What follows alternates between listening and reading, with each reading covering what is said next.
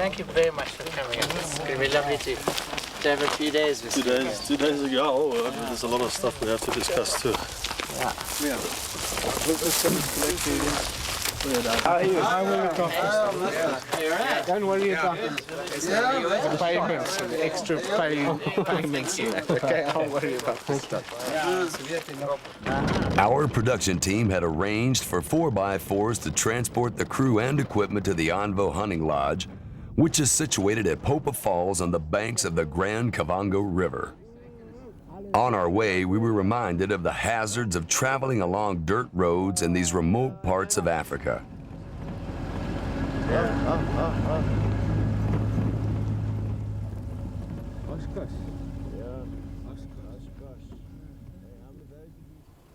Arrival, the White Sands in Mbagani, what was to become our favorite sleeping hollow in Namibia.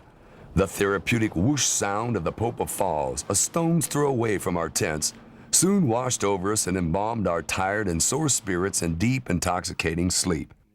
The crew set off in search of the mighty baobab trees that are indigenous to these parts of southern Africa. The bark of the baobab tree is ripped by the elephant for their sugary sweet water and minimal nutritional value, when elephant have little else to eat in the dry season. Wherever game reserves or national parks suffer the uncontrolled overpopulation of elephant, maimed baobab are to be seen. I love my elephants. In my opinion, these giant baobab trees are just as noble and majestic, and they're just as deserving of a place in the sun.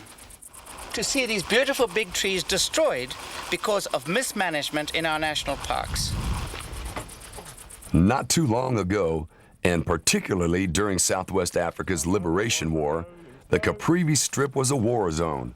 We were careful to mind our step and walk the better-known paths under the diligent guidance of a bushman, as many a live landmine still lies interred in the area. Not only did we encounter firsthand the ravages of elephant overpopulation on this once beautiful and lush habitat, the many hundreds of elephant carcasses near their watering holes were again telltale signs of an elephant population in trouble. In a drought, animals do not die of thirst, they die of starvation. And it's a slow and painful death. Elephant herds travel a great distance, hundreds of miles a week, between their feeding pastures and their watering holes. In between is little else but a desert, created by the elephants. And the desert is widening rapidly. Ron informed us that these trashed regions do not have sufficient time to recover from the damage that huge herds of elephants inflict. This problem stems from poor wildlife management, which is the subject of the program we're in Africa to film. The entire population suffer the consequences of prolonged death by starvation.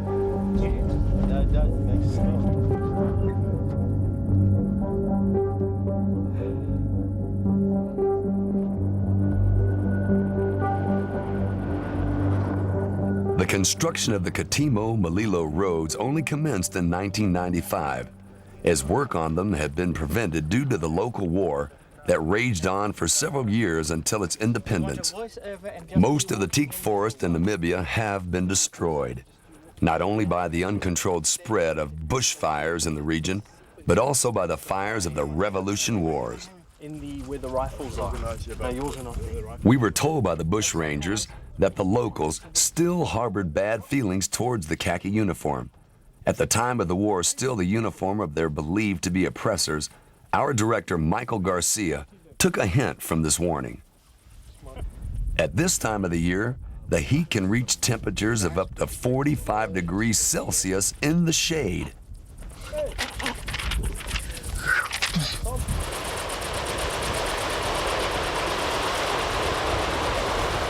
At noon, it's imperative for the crew and equipment to avoid direct sunlight as much as possible. Well, it's a good excuse to have a siesta nonetheless.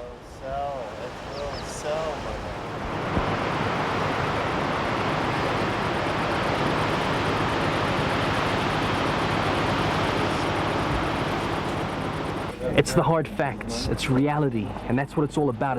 We're gonna stand on a few people's toes, but I think it's gonna be very watchable. Our afternoon shoot took place at a location called Popa Falls, where Namibia's last few remaining forests are still to be seen. Though rain does not occur at this time of the year, our next scene called for Ron to be standing in a light forest drizzle. Right. As it is so often the case, there was not a cloud in sight, so we improvised. That's it. That's your marker. That's your mark Take here. it out the way, please. This is Capris. Capris. Pumping water from a nearby stream, special effects whiz Greg Pitts created our very own Namibian rainfall. Rain. Get all of this ready. First. Okay, start. Hold on. When one has to trek kilometers through the rough underbrush, one always has to be prepared for the worst. It's vital to have someone with medical experience and a full medical kit to back up any emergency, even if only a Band-Aid is required. You can't sue me, you know. Johnny. Okay, guys. Okay, let's cook. Africa calls for the expectation of any eventuality. A tree that had been felled by an elephant lay sprawled across our path, too large and heavy to be lifted out of the way. It's important that you always have the right equipment to deal with these situations. An electric saw made quick work of the fallen tree, clearing a path not only for ourselves, but for a group of elephant that had been patiently waiting for us to do all the hard work. Minimal time was wasted, and we moved along. This was the largest baobab tree that we had encountered on our trip to Namibia, located in the Mahango Game Reserve. Because of the comparatively healthier reserve, this 3,000-year-old had stood its ground against damage by the elephant. Even producer Lo van der Merwe is dwarfed in comparison, certainly at the girth. Still in the Mahango Reserve, when one films elephants at such a close proximity with one's anchorman, it takes a lot of self-discipline to maintain one's cool. It's important to remain upwind of the elephants, as a sudden shift in wind could cause them to balk at this infringement of their space and a stampede. Up to 7 tons in weight and 4 meters at the shoulder, this is the one animal capable of crushing our transport into a heap of tin. Things become tense, especially when Ron decided to get the elephant's attention by banging a stick on the ground.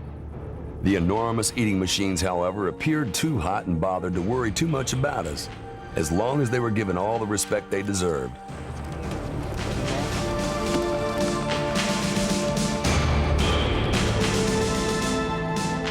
Being the gregarious beasts that they are, Mahango's well-used mud wallows are the ideal locations to come film elephants.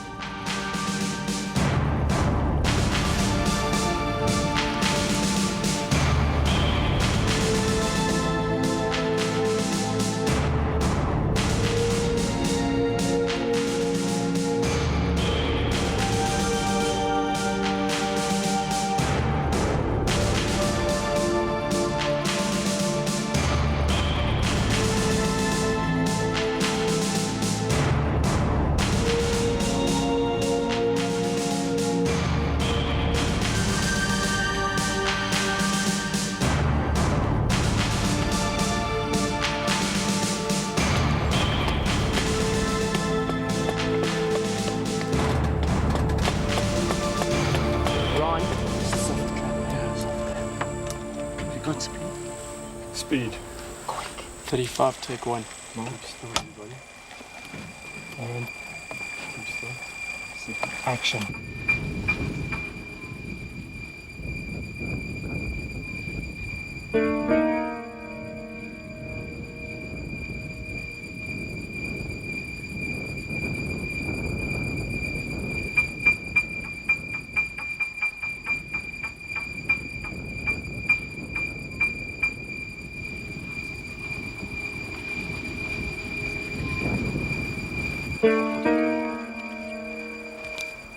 If the Land Rover was positioned out of sight prior to their arrival at the mud wallow, the elephant would allow much nearer proximity. Our guide, Volker Grellman, kept a wary eye open nevertheless.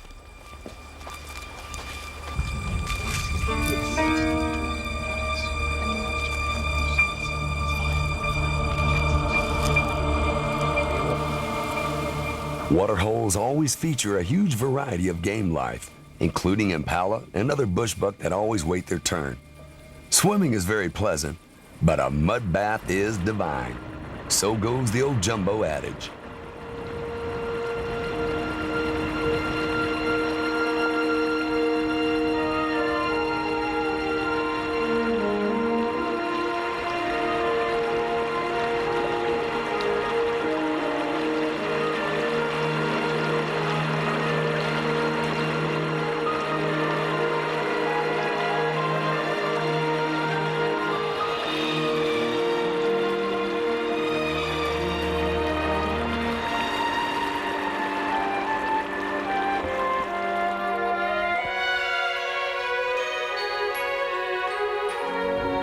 Locals regard the elephant with contempt. Whilst the modern world might adorn the elephant, many a villager has been crushed to death protecting his home and family. Because the native is prohibited from shooting an elephant and can do naught to prevent the raiding elephant from getting at the grain silos at night, fences have been erected along the villages and ecologically sensitive areas of the park.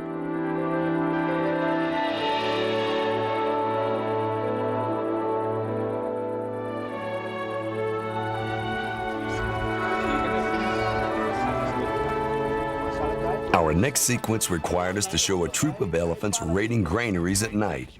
Under Gregory's multilingual instruction, our Bushman guide brought us to the village, where the enthusiasm was contagious. Cattle were hired. Nevertheless, many of the locals were unwilling to act out our desired scene. Superstition reigns. They believe cameras capture their soul. Enemies will then have the ability to bewitch them. Action. And the people covered the land on which the elephants live, and from which their fathers were evicted not so long ago, to permit the establishment. Cut it. 22. Just find Michael a big bucket of this just in a hand.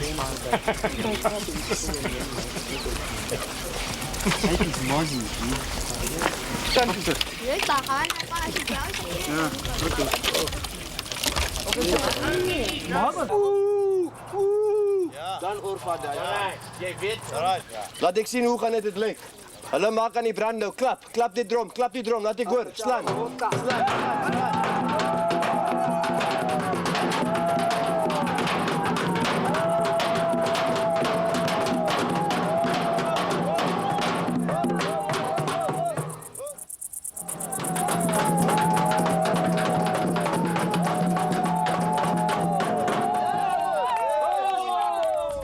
Well, it's got us not close to that, I tell you what. No, not near the camera, please, Michael.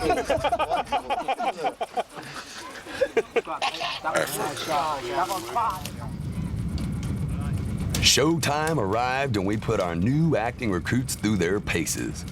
We were amazed to see how quickly and easily they adapted to all of us without too much fuss. They were naturals. Action!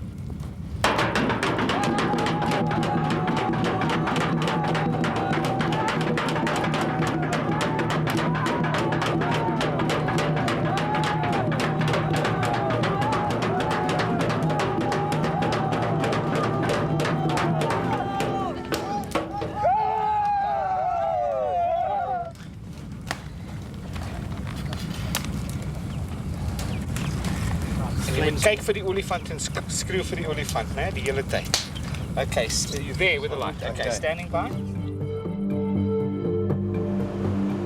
Popa Falls presents one of Africa's great ornithological spectacles. Large concentrations of water birds, some 300 species, arrive after the first heavy rains of November to procreate and take advantage of the prolific insect life and the new scrub in and around the quickly filling streamlets. Now you know why none of us could ever get a desk job. We simply just aren't qualified.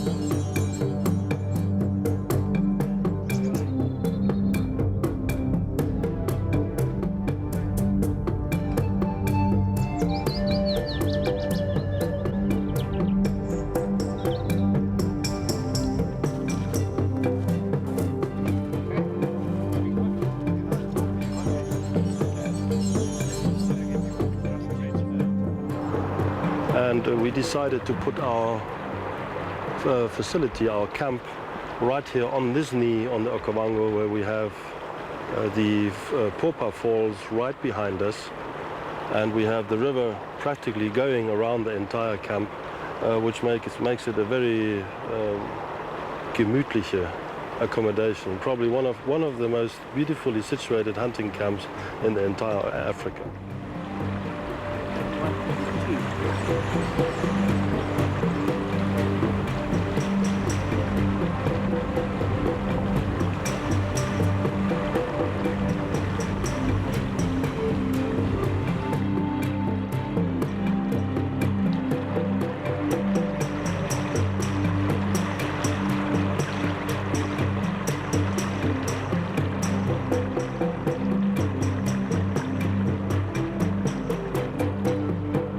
This program is like a dream come true.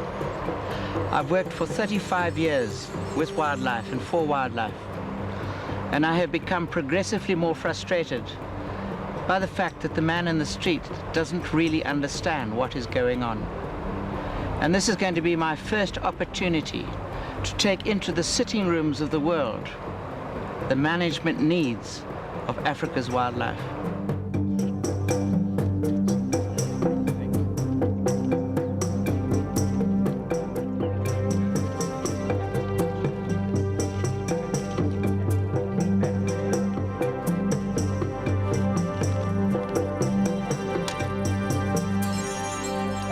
The locals who live along the Popa Falls River have to contend with some of the worst conditions in the world. There are no luxuries or conveniences that we are accustomed to. No running water, no sewers, no electricity, and definitely no inside loos. Oh yeah, donkeys feature highly as a form of transportation in Namibia. We saw several late model, low mileage transports running around. 56, take one. Action! Nevertheless, money is important. We understand this population direction, for it is vital implication. Vital implication in the proper management of the environment.